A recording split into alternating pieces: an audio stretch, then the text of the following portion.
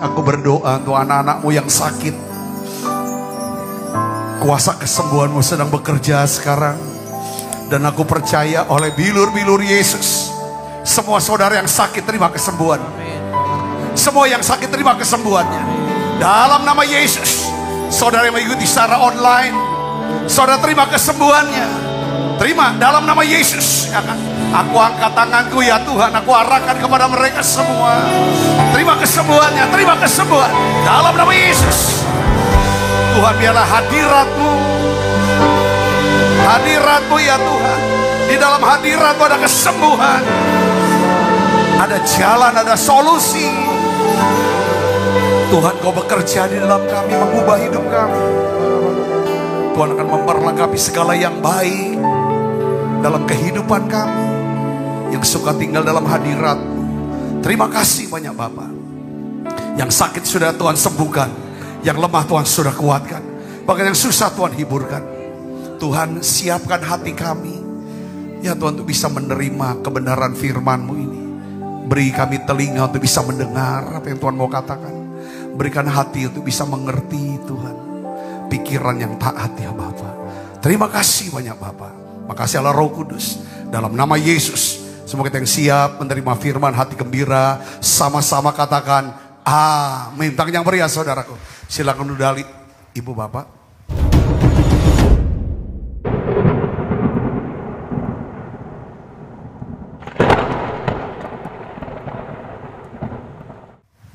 Ya shalom. Apa kabarnya saudara? Luar biasa, saudara siap untuk menerima firman Tuhan hari ini? Amin. Seperti kalau kita mau naik pesawat, saudara, sebelum take off, biasanya pramugari berkata harus apa? Kencangkan ikat pinggang. Nah hari ini saya ingin saudara, ibadahnya beda, dengar khotbahnya beda. Coba kencangkan ikat pinggangnya. Artinya apa saudaraku? Coba saudara perhatikan kebenaran ini. Saya ingin bagikan, ini lanjutan daripada khotbah saya minggu yang lalu. Tentang bagaimana kita bisa menjadi orang-orang yang beribadah. Atau ibadah sejati itu apa sih? 3 kan. Yang pertama, orang yang beribadah itu adalah orang yang bisa mengekang apa? Lidahnya, termasuk jarinya. Kalau sekarang ya saudara ya. Yang kedua adalah orang itu adalah orang yang punya hati suka melayani atau menolong orang dengan murah hati. Yang ketiga adalah dia menjaga pikirannya supaya tidak dicemari oleh dunia. Kita sudah sering dengar khotbah tentang jaga mulut dan tentang perkataan. Saya berdoa saudara sudah mengerti dan kita sama-sama bertumbuh untuk bisa lulus ya. Yang belum lulus remedi saja. Ya, itu tentang soal kata-kata. Ya, yang kedua adalah untuk melayani dengan murah hati. Itu sering saya sudah khotbah itu. Tapi yang ketiga ini nampaknya agak kurang saya bahas atau kita kurang membahasnya. Yaitu apa? Menjaga supaya dirinya jangan dicemari oleh dunia. Saudaraku. Nah, oleh karena itu saya ingin ajak saudara untuk perhatikan baik-baik ya khotbah saya selama setengah jam ini. Ya, hari ini mungkin mudah-mudahan lebih cepat, lebih baik ya. Tapi saya berdoa Tuhan Roh Kudus akan berikan pengertian buat saudara semuanya. Amin. Kita akan baca ayatnya. Ya, judulnya dulu ya. Judulnya saya akan berikan judul apa? 3 jenis dusta yang mencuri apa? Sukacita. Ada 3 jenis dusta. Ini umumnya orang Kristen sangat percaya sama dusta ini. Lebih daripada dia percaya kepada kebenaran firman Tuhan. Saya mau kasih tahu gini saudaraku ya. Di balik setiap dosa, ya, kebiasaan buruk, hal-hal yang negatif, ya, semuanya itu bersumber dari adanya dusta yang kita percayai. Katakan amin. Jadi kita nggak bisa lihat orang dari cara dia ngomong, cara dia ambil keputusan, cara hidup dia, kelakuan dia, ansi. Karena semuanya itu ada akarnya, ada penyebabnya. Karena dia mempercayai dusta. Nah, 3 dusta ini yang banyak dipercaya oleh orang Kristen termasuk di dalamnya. Karena 3 dusta ini adalah dusta yang disebar iblis. Di mana iblis ini adalah penguasa dunia. Dia tawarkan dunia. Saudara, dengan segala keindahannya, kenikmatannya, segala macamnya. Tetapi saudara, kita mau baca dan mau perhatikan apa kata kebenaran firman tentang dunia. Banyak orang Kristen hidupnya kok kadang-kadang kita kaget. Kenapa kok dia buat seperti itu ya? Kok dia begitu ya? Iya, karena dia percaya kepada dusta. Dia tidak percaya kepada kebenaran. Kalau dia percaya, dia akan lakukan itu. Begitu kan dengan kita, saudaraku. Ya, hari ini kita kita minta Roh Kudus bongkar 3 dusta ini. Supaya hidup kita enggak. Apa kata Tuhan tentang dunia? Kita baca yuk. 1 Yohanes 2 ayat 15 sampai 17. 1, 2, 3. Janganlah kamu mengasihi apa? Dunia. Dan apa yang ada. Kata mengasihi itu apa? Kalau kita mengasihi Tuhan, maka kita akan memuliakan Tuhan, meninggi-ninggikan Tuhan, menyembah Tuhan. Jadi saudara katakan apa itu saudara? Kalau kita mengasihi daripada istri kita, suami, anak, orang tua, kita akan memuliakan dia, tidak menghina dia, tidak menyingkirkan dia, tapi kita tinggikan dia. Jadi saudara, nah jika kamu mengasihi dunia, kalau kita selalu pikirannya untuk memuliakan dunia, apa kata dunia? Apa kata dunia? Kalau aku cak ini cak itu, kita mengasihi dunia. Saudara, katakan apa saudara? Kadang-kadang kita enggak berpikir apa ya kata Tuhan, tapi apa kata dunia? Apa kata orang lain? Apa kata tetangga? Ya, janganlah kamu mengasihi dunia dan apa yang ada di dalamnya. Ya, perhatikan baca keras. Jika orang mengasihi dunia, maka kasih akan Bapa tidak ada dalam hati orang itu. Ya, sebab semua yang ada di dalam dunia ini ada apa? 3. Nah ini dusta ini yang dibilang. Ada 3 dusta ini. Keinginan daging, keinginan mata, keangkuhan hidup. Bukan berasal dari Bapa, melainkan dari dunia. Dan dunia ini sedang lenyap dengan segala keinginannya. Tetapi orang yang melakukan kehendak Allah tetap hidup selama dunia akan lenyap. Seorang yang cara hidupnya dunia itu seperti perumpamaan adalah orang yang memilih, ya kan, cara hidup seperti gadis bodoh. Amin. Saya sudah ngerti ya. Ini penting. Saya mau berdoa. Kemarin hari Kamis kita sudah khotbah. Saya sudah khotbah sejelas-jelasnya tentang doktrin kekristenan. Ya, saudaraku, kita akan lihat di sini. Ya kan? Ya kan? Iblis itu jarang, saudaraku. Saya mau kasih tahu. Bekerja secara frontal. Ia bekerja secara apa? Halus. Melalui apa? Pikiran yang dicemarkan oleh dusta. Ada banyak orang Kristen yang tidak mengerti kebenaran firman Tuhan. Ya, sehingga dia tidak melakukan kehendak Allah. Saudaraku, akibatnya apa saudara? Karena dia nggak ngerti kebenaran firman, dia tidak lakukan kehendak Allah, otomatis yang dia lakukan adalah apa? Yang dia percaya pada. Sehingga dengan mudah iblis tanamkan ide-ide, dusta-dusta ke dalam pikiran dia. Ketika dia percayai, maka hidupnya bukan melakukan kehendak Allah. Saudara-saudara, nah hari ini Roh Kudus ingin menyingkapkan 3 dusta, ya, tayangan PDF-nya, ya, 3 dusta, ya kan, yang kelihatannya logis, tetapi sesungguhnya kalau kita percaya ini dan hidup dalamnya, maka apa? Dia akan merampas sukacita kita pertama. Hidup nggak ada sukacita, marah terus, capek terus. Yang kedua apa? Menjauhkan kita dari kasih karunia Allah. Nggak ada kasih karunia, capek kan kalau nggak kasih karunia, capek betul nggak? Kalau ada kasih karunia, ada kekuatan, ada semangat. Kita lihat ada aja pertolongan. Sehingga kita bilang, puji Tuhan aku bersyukur. Itu kasih karunia. Tapi kalau orang ini hidup dengan dusta, enggak, capek dia bilang. Aku kerja, ada kata sia-sia. Yang ketiga apa? yang membuat kita memilih cara hidup yang bodoh, tidak bijaksana. Apa dusta pertama, saudara? Yang seringkali kita ini terhasut dengan dusta ini. Yang pertama, dusta pertama apa? Kalau aku punya uang lebih banyak. Kalau aku punya lebih banyak harta dan uang, maka aku akan lebih apa? Lebih bahagia. Lebih dihargai kalau aku kaya. Lebih kaya. Betul gak, saudaraku? Iyalah, betul gak, saudara? Amin gak? Ada? Semuanya tenang, gak tegang. Bener gak, saudara? Kita sering kalau gitu.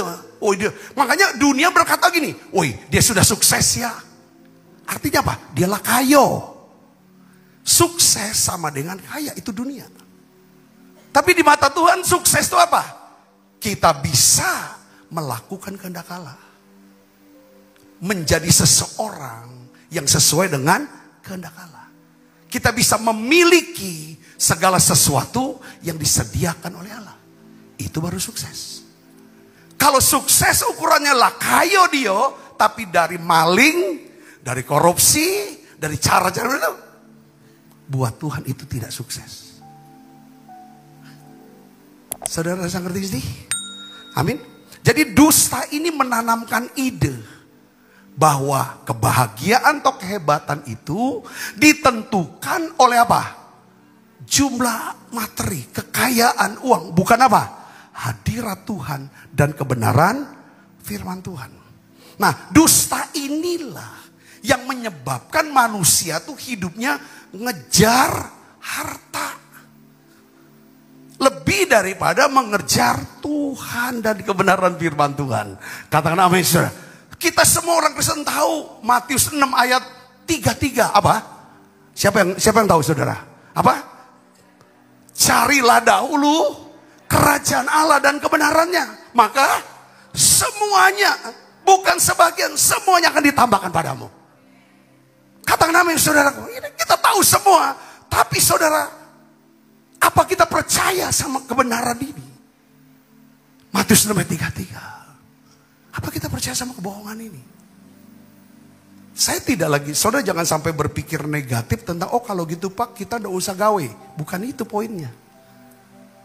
Saya juga sebagai pendeta sampai hari ini, saudara, dari sejak kecil sampai tua gini saya kerja keras. Saya kerja keras. Saudaraku, ketika waktu kita parenting dengan orang tua murid dari TK sampai SMA untuk sekolah Bethesda di situ, saudara, ya kan, ada pertanyaan, Pak, sekolah kok pulangnya sore-sore, sekolah yang lain itu pulangnya langsung siang. Saya jawab, ya kan, pertanyaan ini, coba latih dan biasakan anak kita dari muda kerja keras. Katakan amin, saudaraku.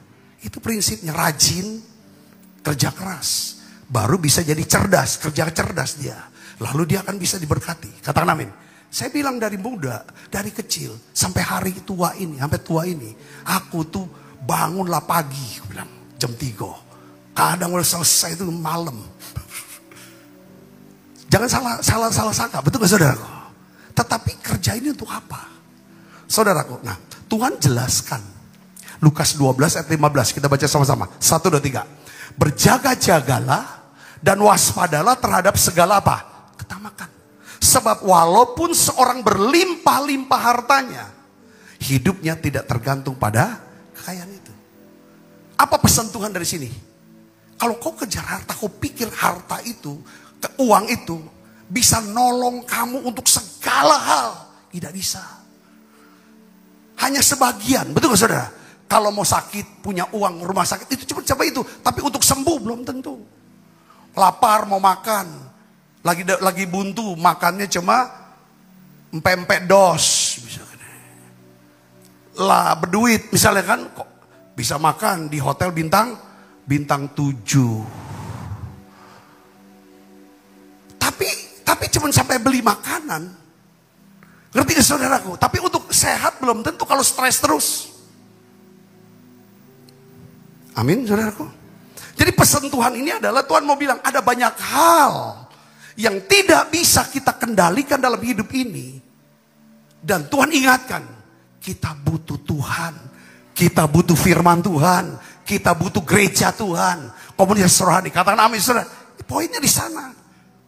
Saya mau ulang lagi kata-kata ini. Di balik setiap dosa, kebiasaan buruk, atau hal-hal negatif dalam diri seseorang. Perhatikan saudara. Di sana ada sebuah perkataan dusta yang dipercayai. Jika seseorang mempercayai perkataan dusta yang mengatakan kalau saya lebih banyak harta, kalau saya punya lebih banyak harta, punya lebih banyak uang, saya akan berbahagia dan nampak lebih hebat di mata dunia. Kalau ini kita percayai saudara, lalu akhirnya kita mau kaya, ngomong sama seorang, cita-citaku mau jadi orang kaya. Ini bahaya loh saudara. Ini bahaya. Ada seorang hamba Tuhan pendeta ngomong, kalau khotbah selalu ngomong gitu, cita-citanya menjadi kaya. Akhirnya saudaraku, dunia dengan segala ini dunia, tipuan dunia, lenyap dia, terbuang dia. Hati-hati. Ini hamba Tuhan loh, belum lagi orang hamba Tuhan yang bisa terbaca terbuang. Kalau kita percaya sama kebohongan gitu, ini, maka dari diri kita akan mengalir keluar apa? Saudara, ketamakan. Tamak. Sifat cinta uang. Ya, cinta uang itu saudara, ini akar dari apa? Kejam. Tega. Dia bisa kejam, dia orang yang udah ini udah kejam, jahat itu pasti. Dakate itu, bisa-bisa kalau dia orang hamba Tuhan yang kena tipu sama iblis dengan percaya sama dusta ini, dia bisa pakai pelayanannya untuk memanfaatkan untuk dapetin keuntungan materi supaya dia bisa kaya, betul gak saudara? Makanya nggak banyak kan dia buat perbedaan. Kikir. Kenapa orang kikir? Karena dia percaya aku sendiri masih kurang. Karena dia bilang kalau aku lebih banyak lagi uang hari ini, aku akan lebih dihormatin orang. Makanya dia kalau dia berbagi dia kan kurang. Nanti gak dihormati. Ini kan kebohongan. Justru pada saat kita memberi, kita dihormati bukan karena kita kaya loh. Tapi karena kita bisa pakai kekayaan untuk mengubah hidup orang lain. Sehingga nama Tuhan dipermuliakan. Setuju gak saudara? Katakan amin. Ya kan, kalau ini dampaknya apa? Kalau kita orang percaya sama kebohongan ini, cara hidup kita tidak rohani. Hidup kita pasti menyimpang dari kebenaran. Raja Salomo membuktikan, saudaraku. Raja Salomo membuktikan. Meskipun dia punya segalanya. Istana, kekayaan yang banyak, hiburan kemewahan. Dia berkata, semua itu sia-sia. Coba baca. Pengkhotbah 1 ayat 14. Kita baca 1, 2, 3. Aku telah melihat segala perbuatan yang dilakukan orang di bawah matahari. Kau lihat dia bilang. Tetapi lihatlah, segala sesuatu adalah apa? Sia-sia. Dan usaha menjaring angin. Di bagian lain saudara, Tuhan Yesus, dia berkata begini. Saudara, dia menasihatin. Apa gunanya? Ya, seseorang memperoleh seluruh isi dunia. Yang dia kejar, taruhlah dapat.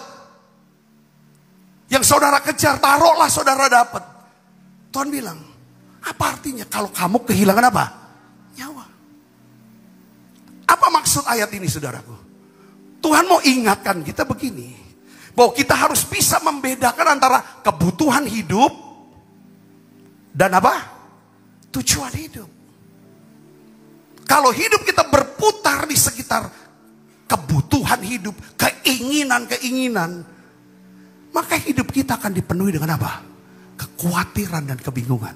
Yang ngerti katakan amin. Ya. Tetapi kalau hidup kita berpusat pada tujuan Tuhan dalam hidup saya, panggilan Tuhan dalam hidup saya, dia apa? Maka hidup saudara akan dipenuhi dengan apa? Sukacita. Dan Allah, ya kan, akan memenuhi segala kebutuhanmu. Menurut kekayaan dan kemuliaan dalam Yesus. Karena kita mau hidup, orientasi kita, tujuan hidup saya ini apa? Cari dahulu kerajaan Allah. Aku mau melayani. Nah sekarang, saya mau jelaskan saudara, apa sih yang dimaksud dengan kebutuhan hidup. Saya tahu ini. Kebutuhan hidup adalah apa? Segala sesuatu yang kita butuhkan untuk apa? Untuk hidup. Itu kebutuhan. Apa itu saudara? Makanan, minuman, pakaian, tempat tinggal, kesehatan, keamanan, dan apa? Hubungan yang sehat. Itu kebutuhan kita. Saudara. Nah, saya mau kasih tahu begini. Kebutuhan hidup itu adalah hal yang penting. Penting, kalau udah nggak bisa hidup kita. Kalau nggak ada kebutuhan hidup. Betul saudara? Ya kan? Tetapi itu sifatnya apa? Sementara loh. Kalau kita cuma kejar sementara, makanya pantesan dunia bilang, kok harus kejar kebutuhanmu. Bukan tujuan hidupmu. Kau kejar ini, supaya apa? Kau akan lenyap bersama dengan aku. Supaya kau terbuang sama-sama dengan aku. Itu iblis. Suruh pikir yang sementara. Harta segala macam yang kelihatan semua. Oh, ya kan, kalau uang saudara diambil, harta saudara nggak dapat bagian. Wah, ngamuk. Itu perintah sementara. Ini hancur, ini amsyong yang dalam nih. Hilang sukacita segala macam. Buat apa? Taruh atau dapat. Ini nggak dapat pula. Orang utang nggak bayar. Karena kalau tujuan hidup kita tuh kejar harta. Kalau ada orang utang yang gak bayar, itu pasti dipenjarai, kalau bisa dikirim ke neraka itu. Jadi gak ada belas kasihannya. Orang gak boleh salah dalam hal keuangan, itu kejam itu pasti. Nah, Tuhan mau kasih tahu kita saudaraku bahwa Tuhan mau ngerti. Tujuan, kebutuhan itu penting, tapi sementara. Tapi Tuhan mau ngerti kita, tujuan hidup itu jauh lebih penting. Apa sih tujuan hidup kita? Mempersiapkan diri untuk hidup yang kekal. Karena dunia ini saudara adalah persiapan, gladi resik bagi kita yang sudah diselamatkan. Katakan apa saudara? Untuk kita bisa mempersiapkan. Nah saudaraku, sekarang pertanyaan gini, apa sih yang dimaksud dengan tujuan hidup? Tujuan hidup adalah alasan keberadaan hidup kita di dunia. Maksudnya gini saudara, Tuhan tuh ya saudara ciptakan kita untuk kita bisa dikandung sama mama, dilahirkan oleh mama kita, dibesarkan oleh orang tua. Itu pasti ada tujuannya. Katakan apa saudara? Contoh, Yohanes Pembaptis, dia tahu tujuan hidup dia. Aku bukan Mesias. Aku adalah sahabat Mesias. Tugasku adalah mempersiapkan supaya Yesus pelayanannya bisa lancar. Katakan nama saudaraku. Ya dah, itu dia ngerti tujuannya. Setelah itu tugasku selesai, ya sudah. Singkat kata, walaupun itu udah ini, ya dia udah selesai, udah. Sama Herodes dipenggal kepalanya. Yesus saudara tujuannya aku datang dunia, ya kan? Apa? Untuk mencari dan menyelamatkan yang hilang. Dia ngerti tujuannya saudaraku. Ibu bapak, saudara juga ngerti panggilannya itu apa. Ini yang harus, kalau saudara jalani, selesaikan penugasan Tuhan dalam hidup saudara. Dampaknya apa saudaraku? Dampaknya adalah, kita akan baca saudaraku, ya kan? Dampaknya adalah bahwa kalau kita memprioritaskan hidup kepada penyelesaian penugasan atau panggilan Tuhan dalam hidup kita atau tujuan hidup, maka Tuhan akan memperlengkapi kita dengan segala yang baik untuk melakukan kehendak Dia. Dan Tuhan akan, apa saudaraku, akan bekerja atau mengerjakan dalam kita apa yang berkenan kepadanya. Katakan amin saudara. Matius 6 ayat 33 katakan apa saudara? Cari dahulu kerajaan Allah dan kebenarannya. Maka semuanya itu akan. Jadi kalau kita memberikan prioritas hidup kepada kerajaan Allah dan kebenarannya, maka Tuhan akan menambahkan atau mencukupi semua kebutuhan kita. Katakan amin. Jadi apa tujuan hidup saudara dan saya? Apa? Saya singkat tuh gini. Tuhan ingin hidup kita bagi kerajaannya dengan kuasanya untuk kemuliaannya. Katakan amin saudaraku. Ya, ini Tuhan mau. Saudara mau percaya kebenaran atau mau percaya kedusta? Siapa yang mau percaya pada kebenaran? Amin. Jangan percaya pada dusta itu. Nggak usah. Saya mau saksi. Ya kan saudara, walaupun saya hidup dari keluarga yang sederhana. Tapi saya punya berpikir gini, harta itu bisa ngikutin kita. Asalkan aku terus bertumbuh di dalam Tuhan, bertumbuh dalam pengetahuan, ya kan, bertumbuh dalam segala hal. Katakan amin saudaraku. Dari diri kita aja kita harus tingkatkan yang di dalam. Maka yang di luar akan ngikuti. Cari dahulu, jangan kejar apa yang bisa datang dewe. Katakan amin saudara. Tapi kejar sesuatu yang nilainya kekal, maka yang sementara akan mengikuti saudara. Yang kedua, dusta apa saudaraku? Yang ditaruh, ditanamkan iblis ke dalam pikiran kita. Yang kita harus hati-hati, jangan mau dicemari itu. Yang kedua apa? Kalau aku lebih sibuk, kalau aku banyak gawe, aku akan lebih dihargai. Betul? Ada banyak orang gitu. Banyak orang mencampur adukan saudara. Antara apa? Kesibukan dengan nilai dirinya. Mereka rela menukar keintiman dengan Tuhan. Demi mendapatkan validasi dari dunia, dari manusia. Kenapa saudaraku? Karena mereka percaya kepada dusta yang mengatakan begini. Aku akan lebih dihargai oleh wong-wong atau dunia ini kalau jika apa? Jadwalku padat. Coba tanya wong Palembang. Tanya wong Palembang, saudaraku. Nah, saya berdoa kita ini tidak percaya dengan kebohongan yang kedua ini. Ya tak? Aduh gawe. Banyak berangkat kau ini banyak gawe ya. Banyak berangkat sekarang kau. Mantap kau ini. Kau ini sudah cacam. Ya pas itu. Hati-hati. Jangan dengan tipuan ini. Jika aku punya gawean pekerjaan aku, ya kan? Kalau aku banyak gawe, aku akan dihargai. Kalau aku bisa dapat ini, punya ini segala macam, cerai ini, orang akan diakui. Sekarang apa sih sebenarnya dampak kalau kita percaya sama kebohongan ini, dusta ini? Sekali lagi saya mau katakan, di balik setiap dosa, kebiasaan buruk, atau hal-hal negatif di dalam diri seseorang, di sana ada sebuah perkataan dusta yang dipercayai. Jika seseorang mempercayai dusta, perkataan dusta yang mengatakan kalau aku sibuk banyak gawe, aku akan lebih dihargai, aku akan lebih diperhitungkan oleh dunia. Apa nanti yang keluar saudara? Maka dalam dirinya akan keluar apa saudara? Sifat apa? Perfeksionis.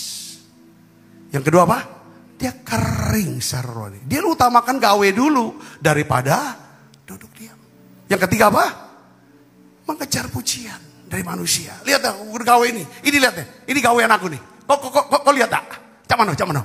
Mantap bos. Wah, ada bos. Ngeri saudara. Yang merasa superior karena menjadi udah bisa diam. Kadang aku lihat kesian sama wong-wong ini yang percaya bohongan nih. Duduklah tenang. Ngapo kau ini? Kulu kilir. Mengabaikan keluarga dan Tuhan. Nah Alkitab katakan begini saudara. Pengkhotbah 4. Ini Salomo katakan apa? Kesibukan tanpa arah. Hanyalah usaha mencari. Kesibukan gak ada arahnya. Saudaraku. Saya kasih contoh tentang Maria dan Marta. Kita sudah dapat poinnya di sini. Betul tidak saudara? Dalam cerita Marta dan Maria. Tuhan lihat sini. Marta tuh sibuk melayani. Maria duduk di kaki Yesus. Yesus tidak menegur kesibukannya. Enggak. Tapi Yesus menegur apa? Fokusnya salah kamu tuh. Bukan tidak boleh gawe, nggak boleh kerja keras, nggak boleh sibuk, bukan itu. Kalau kesibukan jadi tujuan kita, ya salah lah. Supaya dilihat, diakui sama orang lain. Sibuk-sibuk tapi kate hasilnya apa? Katakan amin saudara. Saya melihat juga, ya bukan mau ngecilin ya, saya juga nggak ini kan, ya kan, kadang-kadang saya melihat juga para hamba Tuhan kelihatan sibuk, tapi aku jingok, ya kan, gerejanya, kesian jemaatnya, ya sedikit. Nggak terlayani, sibuk apa ini. Suami-suami, cocok sibuk kawin ini. Kawin apa? Kau ini dari jam 9 lah balik jam 5. Tapi lah pulang lah malam nian. Ngerti saudaraku? Rupanya nongkrong di kopi. Orang kopi. Hati-hati saudaraku. Tuhan tuh tidak menilai kita dari seberapa padatnya jadwal kita. Tapi seberapa dalam keintiman kita dengan Tuhan. Jadi beberapa hari yang lalu saya dengar khotbah salah seorang pendeta di Singapura. Pendeta Kong Hik. Dia bahas tentang mata kapak yang hilang. Itu khotbah dia minggu yang lalu. Saya dengerin khotbahnya. Saya dapatin satu pewahyuan, insight atau hikmat. Yang intinya dalam khotbah itu saya simpulkan begini saudaraku. Mata kapak yang hilang. Kenapa terjadi mata kapak hilang? Karena nih nabi-nabi yang masih muda, anak-anak muda ini bilang tempat kami itu udah sesek. Kami mau bikin perluasan, kami mau buat pengembangan, kami mau buka cabang. Kalau sekarang aku mau kergawe, tambahan gawean dan lain sebagainya. Oke, good. Didukung oleh Elisa. Oke, silakan. Dia minta blessing, ya kan? Lalu Elisa bilang, Tuhan Nabi, dampingi kami. Itu artinya dia minta penyertaan Tuhan. Betul ke saudaraku? Tapi saudara di tengah-tengah kerja sibuknya dia, mereka sibuk nebang kayu untuk bangun, ambil kayu, lalu untuk diolah, jadi bikin rumah kan? Betul saudara? Tiba-tiba terhenti pekerjaannya. Kenapa saudara? Karena mata kapaknya lepas, lalu masuk sungai Yordan. Saya tuh dapat saudara pesan yang dalam dari itu. Sementara dengerin khotbah Roh Kudus, kadang-kadang tuh kita dengar khotbah ya, apa yang dia ajarkan, ya saudara, kita bisa nangkep sisi yang lainnya. Bukan dari apa yang diucapkan. Itu karya Roh Kudus. Kata nama saudara. Saya tuh dapetin pesannya begini saudaraku. Ya kan? Ketika mereka kehilangan mata kapak. Tapi mereka masih pegang tongkatnya kapak. Itu betul saudara. Masih baca gawe dak? Sebenarnya tidak bisa gawe lagi. Tidak ada hasil yang dihasilkan dari pekerjaan itu. Karena mata kapaknya sudah hilang.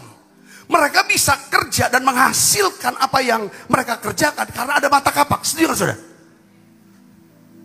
Banyak orang Kristen, saudaraku, karena dia percaya pada dusta nomor 2. Kalau aku sibuk, aku akan dihormati. Itu seperti orang pegang kapak, kate mata kapaknya.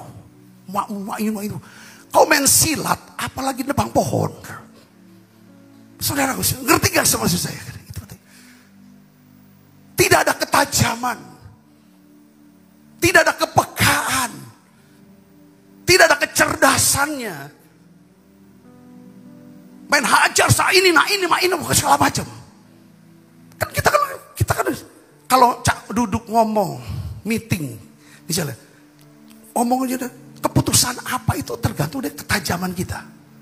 Memutuskan, katakan saudara, kita ada masalah, apa ngobrol sama istri untuk masalah anak. Kita kan perlu ketajaman itu, mata kapak itu saudara.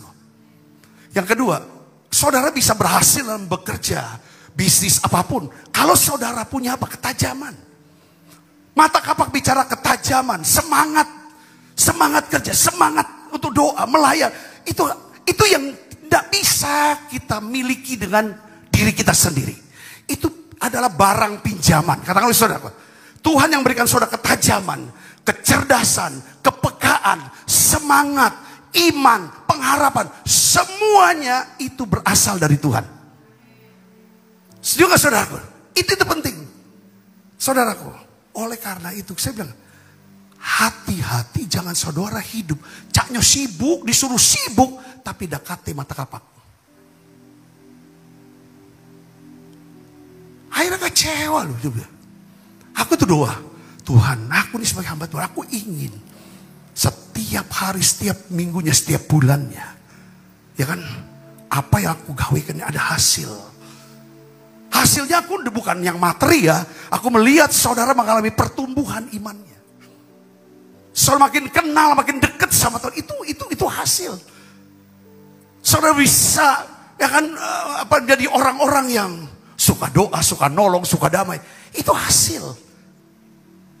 Saudara bisa menjadi pemenang-pemenang jiwa, itu hasil daripada kerjaan saya. Saya banyak mengerti firman, mengerti Tuhan, itu hasil. Saya tanya saudara, ada gak sih? Ini kan urapan. Mata kapak itu urapan saudaraku. Jadi mata kapak itu bicara, saya ada 3 hal yang saya catat sini. Ya kan saudara? Pelihara ketajaman, kepekaan dengan pesan pentingnya itu saudara. Pelihara ketajaman. Kenapa saudara mata kapak bisa hilang? Saudara tahu gak apa?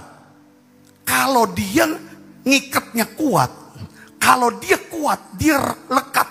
Saudara dengan kayu, saya yakin mata kapak itu tidak akan lepas. Sering kali dalam bekerja, dalam hidup, kita nggak memperhatikan ketajaman kita. Kita pikir, yang kedua tentang apa? Firman Tuhan. Sehari nggak dapat firman, sehari Tuhan nggak bicara sama kita. Kita bilang biasa. Sehari kita nggak doa, nggak ngalami jamahan. Seminggu kita nggak dapat lawatan Tuhan. Kita biasa. Itu mata kapak bisa hilang. Yang ketiga apa? Tetap tertanam di gereja lokal. 3 hal. Kalau saudara, jangan sampai gini. Aku sudah mengusir setan demi aku. Ini aku sudah capek dengan Tuhan. Tapi Tuhan, aku gak kena kamu. Karena hilang mata kapak. Kau ini kergawe, dakati mata kapak. Gak sesuai dengan perintah. Keintiman kita dengan Tuhan itulah yang menyebabkan kita menjadi apa? Lebih tajam, lebih efektif. Penuh kuasa sehingga hidup kita bisa jauh lebih apa? Berbuah bagi kerajaan Allah. Katakan amin saudara. Saya yakin saudara gak usah khawatir soal makan, minum, cak mano, ini, ekonomi ini. Saudara hidup sesuai dengan tujuan Tuhan, panggilan Tuhan, jalanin. Sementara saudara begawe, saudara tahu gawean aku ini, yaitu untuk apa? Supaya aku bisa jadi berkat buat keliling aku, atas aku. Itu aja hatinya, pasti diberkati kok. Saya lihat di antara saudara, itu perpuluhannya meningkat terus. Ada berapa tuh? Perpuluhan meningkat terus.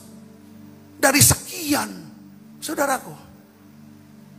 Dari nolnya 6. Saya bilang, sampai nolnya 9. Sebulan. Bisa. Saya mau ngomong. Saya ngeliat keluarga ini enggak cari. Enggak kejar harta. Enggak kejar nama. Enggak kejar keluarga KKP. Dan uang itu kita bisa pakai untuk apa? Pelayanan. Saudara, uang saudara, persembahan ini. Pertama saya mau kasih tahu saudara, uang saudara pertama itu banyak kita bagi ke hamba-hamba Tuhan. Selain untuk kebutuhan kita. Kebutuhan kita, saudara, dan untuk visi segala macam. Dari kita dulu di dalam kebutuhan kita. Ya, yang berikutnya adalah kita nabur untuk apa? Sekolah Bethesda. Saudara sudah menjadi berkat buat sekolah Bethesda. 1 bulan kita nabur untuk sekolah Bethesda kurang lebih 100 juta lebih. Sampai 150 juta. Itu dari persembahan saudara. Yang kedua, kita bayarin asuransi BPJS para hamba-hamba Tuhan yang melayani di pedesaan. Seluruh keluarganya kita bayarin. Yang jumlahnya gak sedikit uangnya. Itu uang persembahan saudara. Saya pakai. Yang ketiga, ada banyak gereja-gereja lain bilang, Pak Sabta kami lagi mau bangun. Kami butuh keyboard, kita butuh segala macam. Kita kirim. Itu uang saudara. Ya kan saudara? Ngerti saudara? Amin. Lalu tiap sebulan kita beli beras untuk jemaat misi. Itu di persembahan saudara. Kalau mau di luar, saudara punya uang, itu udah sampai ke Yerusalem. Tiap bulan kita nabur untuk Yerusalem. Menara doa di Yerusalem dan menara doa di Azusa Street. Itu ribuan dolar. Uang saudara. Saya mau kasih tahu saudaraku. Katakan amin. Itulah. Jadi saya melihat gini, Tuhan, kami mau siapkan bencana sebanyak-banyaknya. Nah sekarang saudara, kita bangun rumah retreat. House of Surrender. Impian Tuhan ada yang ditaruh di hati saya. Ketika orang sampai ke gedung itu, di tempat retreat itu, mereka akan menyerahkan hidupnya kepada Tuhan. Dan Tuhan akan ubah mereka. Saya ingin gereja kita itu hidup. Bukan cuma sekedar berputar di dalam kebutuhan dan keinginan hidup. Tetapi kepada tujuan hidup yang lebih tinggi. Saudara-saudara katakan, jangan bangga. Makanya saya berusaha hindari terlihat sebagai orang sibuk. supaya orang tidak sungkan untuk datangi saya, untuk bisa menjangkau saya atau saya menjangkau mereka. Yang ketiga, katakan saudaraku, ya kan, supaya saya bisa menolong sebanyak-banyaknya. Cuma tinggal saya biasanya suka kita atur waktunya. Langsung seolah, oh saya sibuk gak ada waktu. Tapi yang penting itu, saudara, kedalaman kita sama Tuhan. Ya, pelihara kedalaman saudara dengan Tuhan. Pelihara kebenaran firman Tuhan di dalam hati saudara. Dan tetap tertanam di gereja lokal. Katakan amin. Terakhir saudara, kebohongan terakhir yang ketiga. Yang saya menjelaskan. Saudara nikmati gak firman Tuhan pagi-pagi ini? Amin. Saya mau agak ini kan beda. Kebohongan yang ketiga, kita nyanyi dulu. Betapa hatiku ya. Betapa hatiku berterima kasih Yesus, Kau mengasihiku,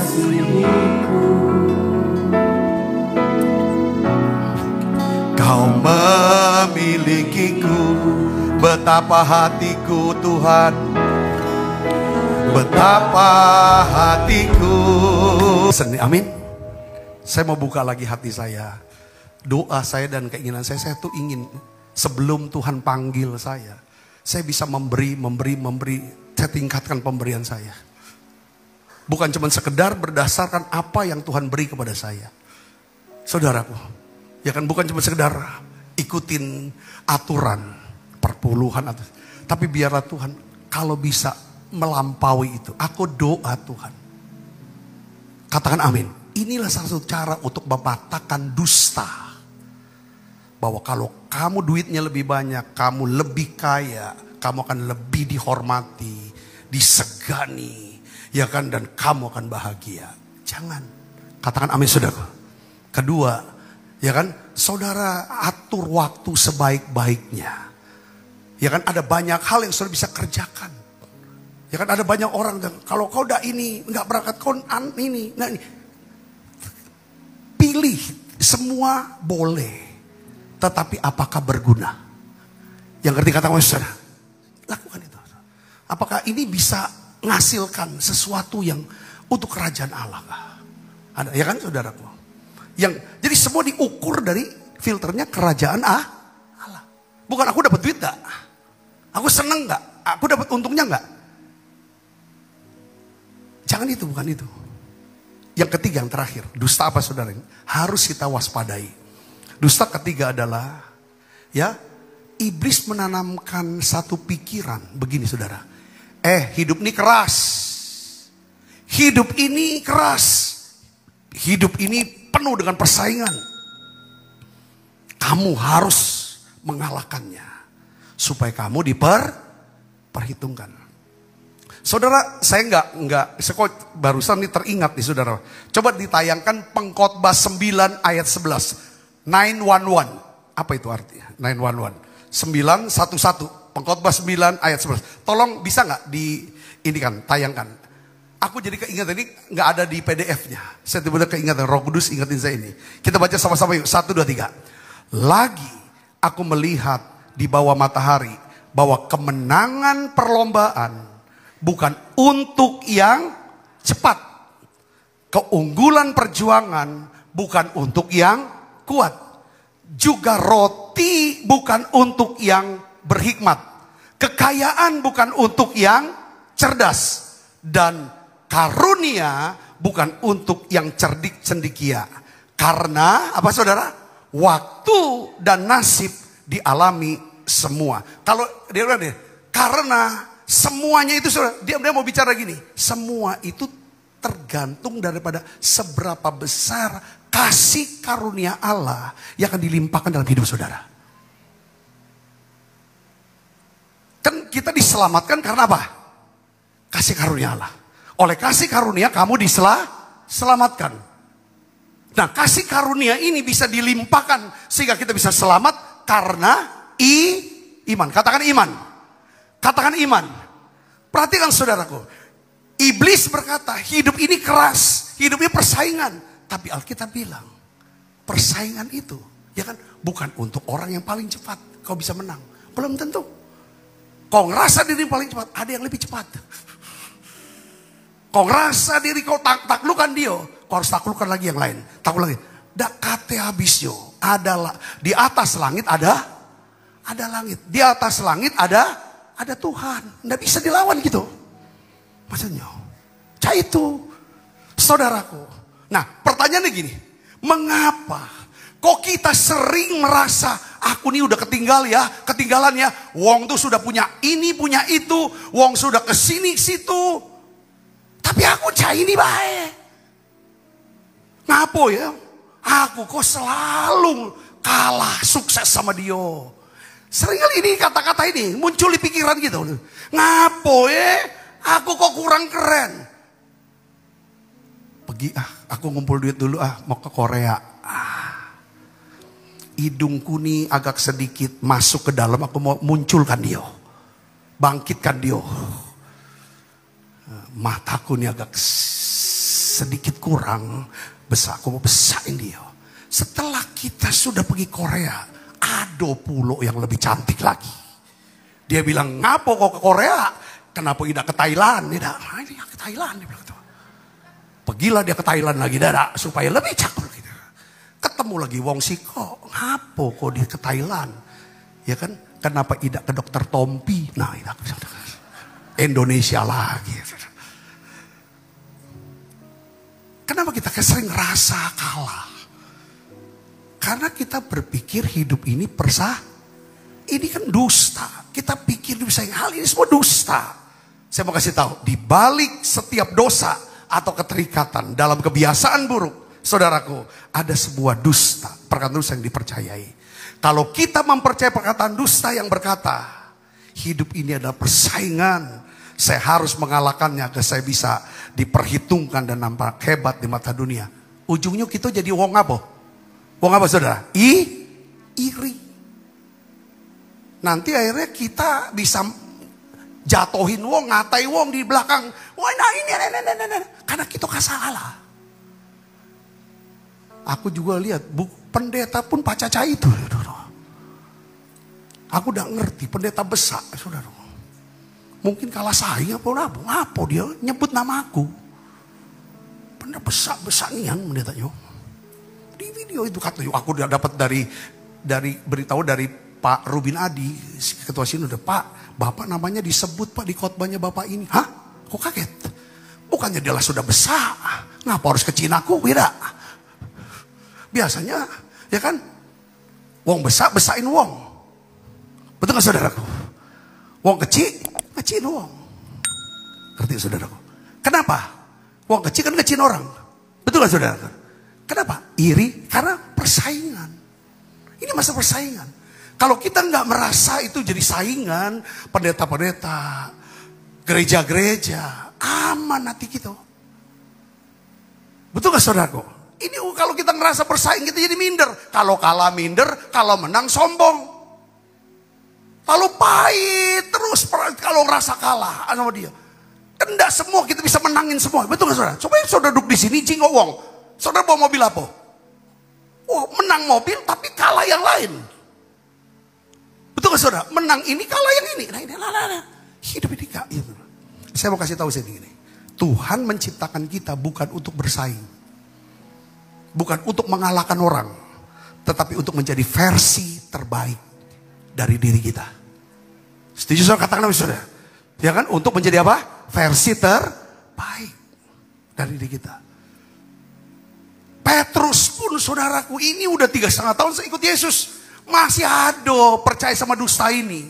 Satu hari saudaraku, ya kan, Petrus udah dapat panggilan dari Tuhan, ya kan, gembalakan domba-dombaku, selesai sudah lega lah, aku diterima, aku akan dipakai Tuhan ya. Ya kan, kata pikiran Petrus. Lalu dia jingok temennya, siapa namanya? Yohanes. Kalau dia cak mano dia, kaget nanti cak mano dia. Tuhan ngomong gini, itu bukan urusanmu. Yohanes 21 ayat 22. Coba tayangan. Ya, itu bukan urusanmu.